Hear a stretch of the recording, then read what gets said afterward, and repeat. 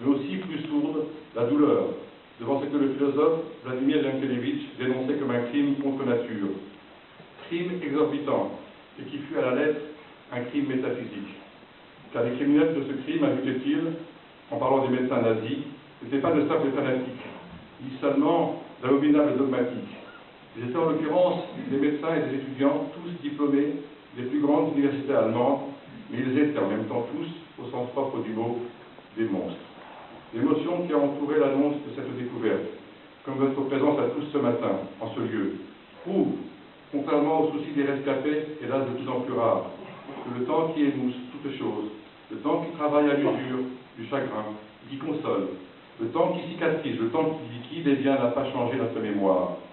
Car cette heure qui nous rassemble ce matin, comme chaque année, et que l'armée français a dédié depuis la libération à la mémoire de nos déportés et de celles qui ne cessent d'en aviver le deuil.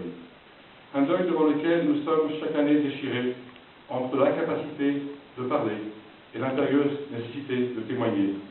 À travers ce témoignage, voilà que nous est rappelé la singularité qui fit de la Shoah un événement unique parmi tous les génocides. Je veux parler de cette incroyable stratégie qu'avaient adoptée les nazis, qui tout en s'attaquant aux Juifs, avaient conçu et organisé la solution finale en sorte qu'elle se déroule dans le plus grand secret. Il fallait occulter, effacer la Shoah de l'histoire, et plus tard, ce fut le rôle des négationnistes de la mémoire universelle.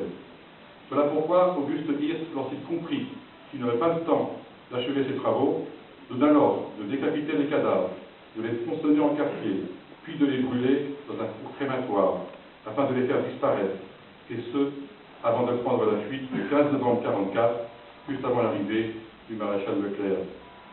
On retrouvera dans ces laboratoires une bombe de 10 kg à oxygène liquide qui devait faire sauter laboratoire et cuve, ultime témoin de son crime, dont la déflagration devait faire disparaître définitivement l'ensemble de l'installation.